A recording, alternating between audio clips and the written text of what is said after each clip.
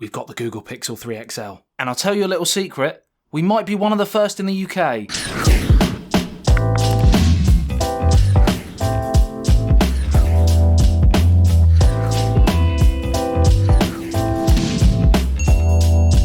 Hi guys, it's ASBYT and welcome back to a brand new video. Now today is special because we have had lots of different smartphones over the last few months, but today, if you just bear with me a second, we're going to be unboxing the Google Pixel 3 XL, and I think we may be one of the first in the UK to do it, so got to be worth a like surely. So yes, this review unit was sent to me by Google, so massive thanks to them. But of course, as you well know on this channel, that won't sway my opinion in any way. It will still be an honest, open review, what I like, what I dislike on first impressions, hardware and software created by them, and I'm excited to see how they've implemented it. Hashtag Team Pixel. So, we're going to put it down here. Now, I actually did go to the launch at the start of last week. I went to the one in London and I got hands-on with the Google Pixel 3 XL, and of course other products like the Pixel Slate and the new Google Home Hub, for example. Lots of great products at the launch, but this was probably the one that most people were anticipating. So let's unbox it. So inside here, we have the actual phone is sat inside the foam, which I think is quite a nice little touch. Not quite sure why I did that. And this is the actual box. This is how you will buy it if you so do. If you so do. And I'm now going to pop this down because there's nothing else in there. Right, so at the launch, Google announced two different Pixel products, the 3 and the 3 XL. The specs are largely the same on both. The only two main differences are battery and display. Now, the display on here is a 6.3-inch Quad HD Plus OLED display with a PPI density of 523, whereas, of course, on the Pixel 3, it's a 1080p screen and it's 5.5 inches with a PPI density of 443. The battery is larger in the larger phone. We've got a 3,430 mAh battery capacity in here, whereas on the 3 we have 2,915 mAh. Outside of that, it's basically the same phone. Not in terms of appearance, and we'll get to that. So on this model, I have 128 gigabytes of storage. It also comes in 64 as well. Wireless charging for the first time on a Pixel as well. IP68 water and dust resistant. Qualcomm Snapdragon 845, and I've got the clearly white version here, and it also comes in not pink, and I don't know why I'm doing that at the camera, that's aggressive, and just black as well. Here is the Google Pixel 3 XL. Favorite bit of any unboxing, as you well know.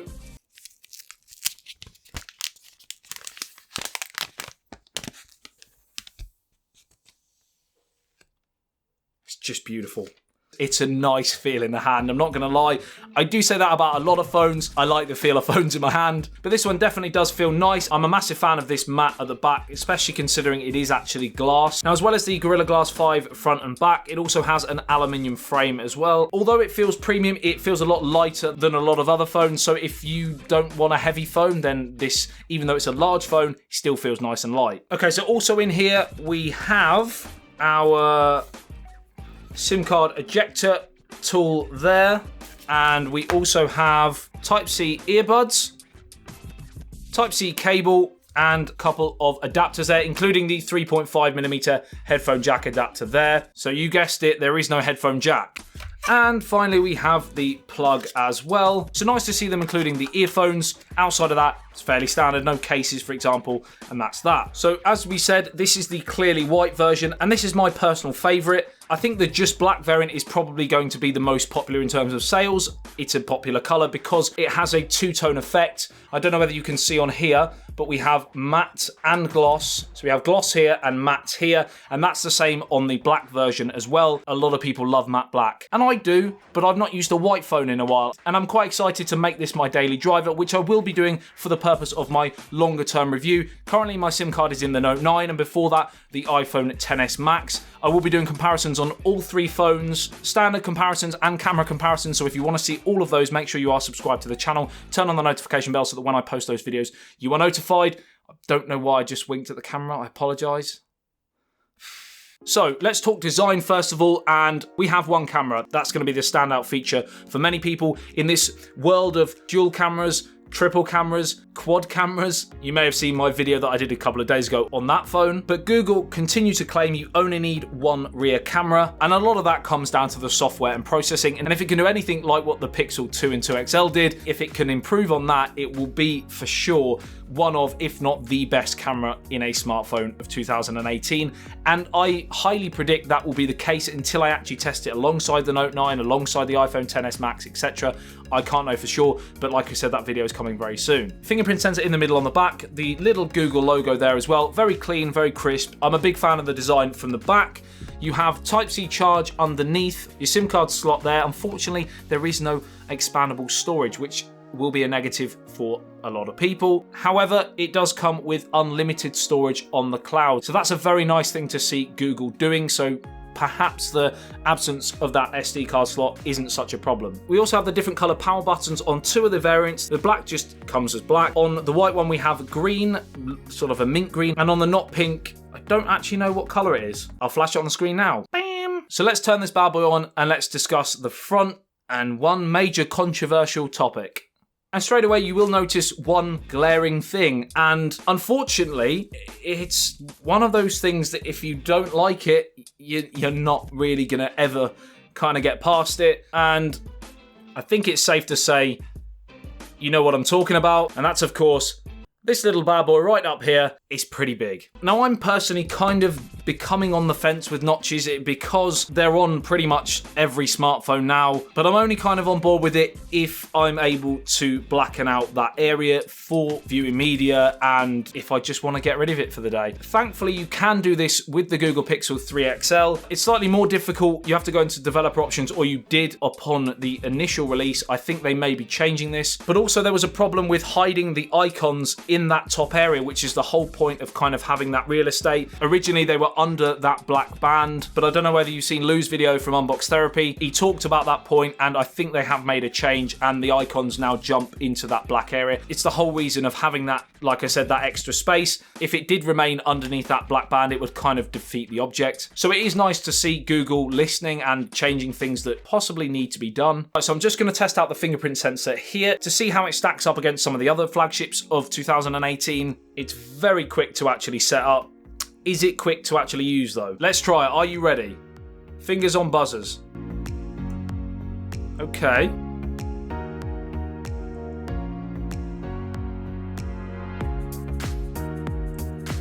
Okay, so it's not the quickest. There are a couple that are quicker. It is still very, very good, and it's ridiculously accurate as well. Now, the actual display is gorgeous. It really is one of the best displays on the market. It may possibly get given the crown of the best display. We've seen that change hands over the last couple of months already, and it may change again here because this right here is a lovely, lovely display. You certainly aren't going to be disappointed. As we're on the subject of display, let's talk about the chin as well. Now, I'm not a massive fan of chins on phones. I like the bezel-less displays. We've got a notch, and usually the notch is there to kind of reduce the bezels as much as possible and get more screen real estate. It kind of, in my opinion, defeats the object a little bit again if you have that chin there as well, but there is a reason for the notch and the chin. We have dual front-facing speakers here, and the sound, according to Google, is up to 40% louder and clearer, better, crisper. Just 40% better in their opinion. So let's give that a little test now. And just one thing to note while I've just gone onto it, we also have Android 9 straight from the box. So this is Android Pie on here.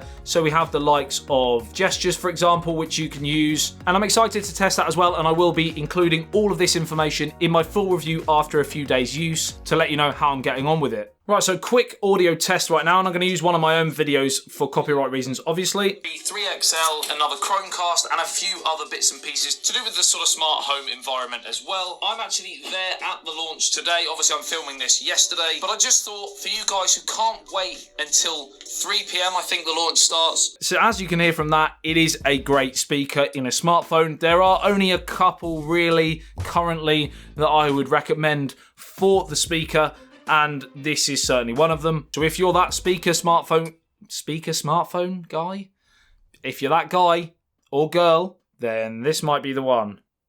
A few more specs. We've got 4GB of RAM on here, both on the 3 and the XL. I'm surprised they didn't go with 6GB on the XL version. A lot of companies tend to do that with the sort of bigger iteration of smartphone. Is it essential to have more than 4GB of RAM on a smartphone? That will come down to personal preference. I kind of feel that sometimes when you start going to sort of 6 and 8GB, it's sometimes a little bit of overkill, but equally some people will say they can notice the difference. Certainly if you're really heavy into multitasking and lots of apps open, gaming for example, then sure, but I don't think the everyday user will notice too much. Now I'm just going to take a couple of photos with this phone to see how it actually performs. Very early use, and then of course, like I said, I'm going to go into more detail in a future video where I compare this with the Samsung Note 9 and the iPhone XS Max, and probably the OnePlus 6 as well, even though the 6T is out very soon. A lot of people still have the OnePlus 6. Okay, so we've got the likes of panorama, portrait, camera, video, and more as well. So the actual sensor in the Pixel 3 and 3 XL is a 12.2 megapixel dual pixel with f1.8 aperture.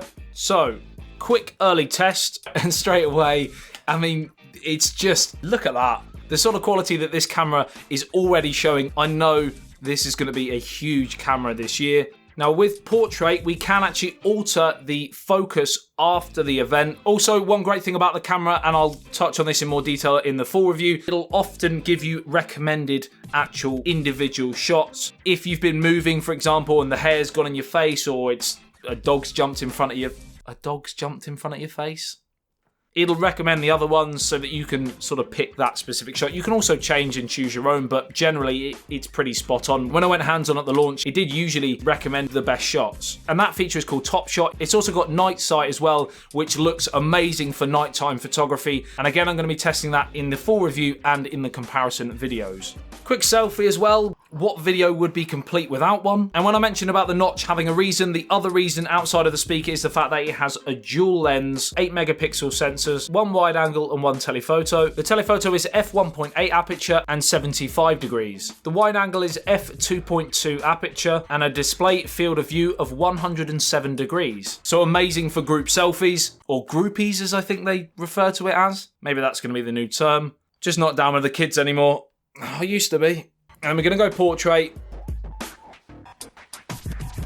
And yeah, I can tell I'm going to have a lot of fun with this portrait shot on the selfie as well.